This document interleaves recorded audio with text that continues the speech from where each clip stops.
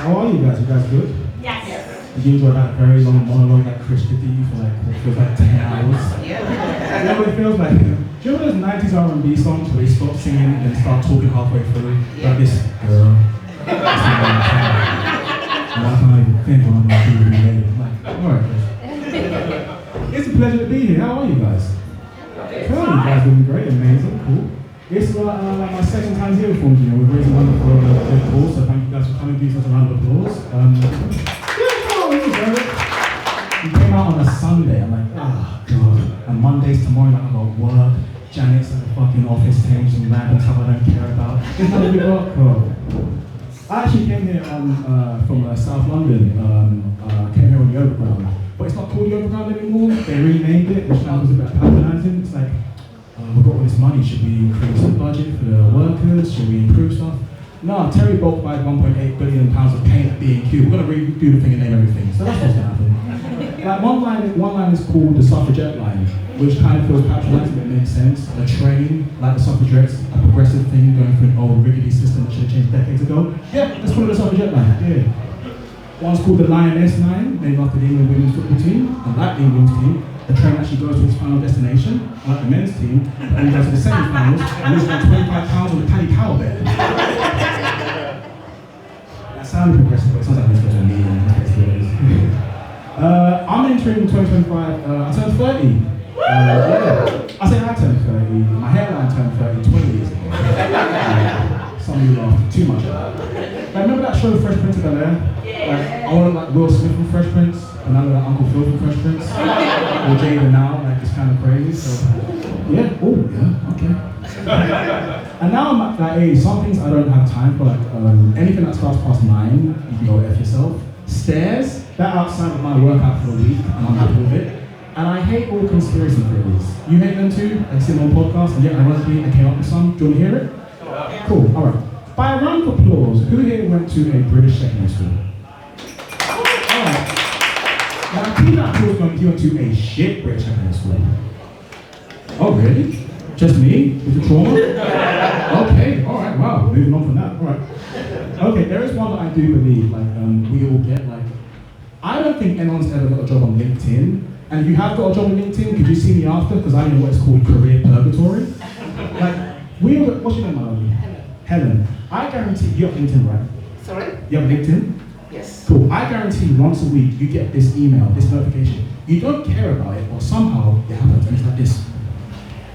Hey Helen, you appeared in 14 job searches. Yes. What does that? Does that mean 14 people want me? No. So they looked at my CV, went nah, and then moved on. I've already got an app for that. It's called Hinge. I don't need two. Oh god. A bit about me. I grew up because African household. I grew up Catholic, so I had to go to Catholic school, like Catholic nursery, Catholic primary, all of that.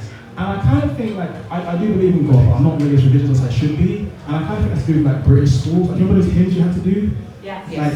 I was told I was naked, I was naked, are you there? Sing, like 200 pre-adolescent kids singing in front of 50 priests. I was cold, I was naked, were you there? Does that not sound creepy?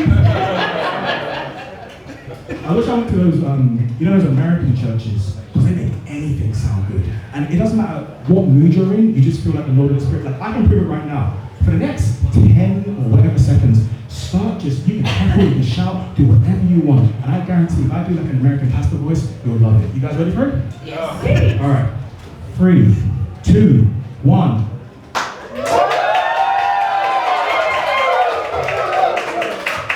Now Humpty Dumpty sat on that wall. But Humpty Dumpty had a great fall.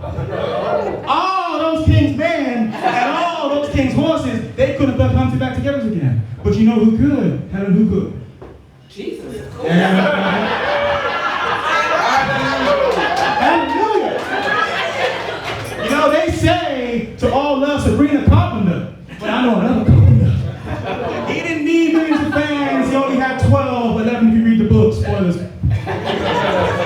Woo. Hallelujah to everyone. Praise be to the Lord. Praise be to the Lord. Now we move on to Jack and Jill.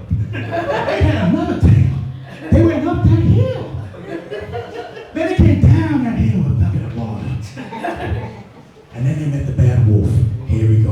I say. I try not to do many like race jokes because it makes people feel uncomfortable. Like even say, oh, it's not like the race, right? Like even right now, like a bit interested in the room. Like if anything, I feel more like a white woman. I know that doesn't make sense. Like I can quote Mean Girls more than I have a dream speech. I tell people I want to Google Dave Chappelle, but chaperone came up by mistake. It was a mistake. Even what I want to do for a career, like I want to do law, and now I do this, so we don't need to go into that. And my friends asked me, so why was it? Was it to kill a mockingbird? Or was it anything like civil rightsy? And I was like, it did involve someone who had struggled and overcame it. Elle Woods and Legally Blonde. Yeah. Do I look good in pink? Yes. Are my eyes sparkling? Yes. Did I bend and snap? Too far. You don't get that. I don't just think I'm a normal white woman, I think I'm an old white woman, if that makes sense. I love two shows. I love Murder, She Wrote, but I really love Antiques Roadshow. Here's why. You get to see middle class people lose their shit, and it's so great. Here's the thing, it'll be like some really, here's a game you can play when you're watching it. Try and guess which one's older, the antique or the person that bought the antique. And here comes this nice couple, well not nice, like they're either man and wife, brother and sister, or both, because you know, certain parts. And then they'll be like, yeah, so our cleaner, she found this painting back in the yard, and she's from, where's she from, Helen?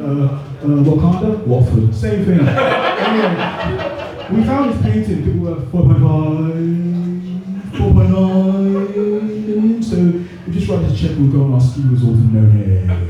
And this job I want more than anything is the adjudicator who goes, well, yeah, if you say what it looks like, it could be worth something. However, oh, Helen, you know what's gonna happen, right? We're gonna lose. Yeah. Oh, me and Helen.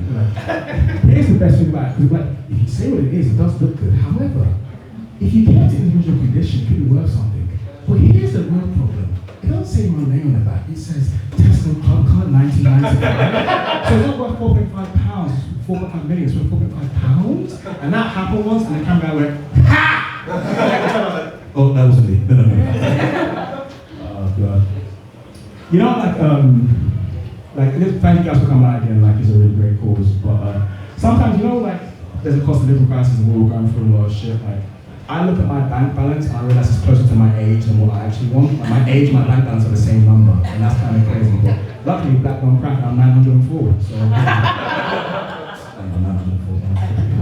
but it's still to the point that like even my heroes are like financially restricted. Like some of you guys probably like Batman or Superman, whatever. But I like Charlie from Charlie and the Chocolate Factory. But before he got the Chocolate Factory, that's who I like kind of I resonate with. So I'm like, all right, brother, this is a really random tangent that I will finish on. You know who the real villain of that story is? It's not the creepy kids. It's not the bad parents. It's not that creepy guy that whispers in the ear that no one seems to notice. Whoever is the landlord of Charlie's parents' house. 4 people in one bed, and you know that stinks. You just know it's wrong. Yeah. I don't know about more, Chris. 1 minute. If you could be any quicker, that'd be great. You didn't see that this 1 minute. Well, I'll finish on this, like, yeah, so I'm bad at like timing, like sometimes if I finish my set way too soon, like people will be awkward like it is now. And I think, what if certain things finish way too soon? Like what if like, say like Martin Luther King's I Have a Dream speech finished way too soon and it's awkward, and get ready for this, Helen. What if like this, and then one day we shall be free, thank you. What? 9 more minutes? What do you mean riff? Okay. What's the deal with segregated water fountains? You got one here and one here, but the pipe needs the same. Guys, thank you for letting me try some new stuff and welcome back.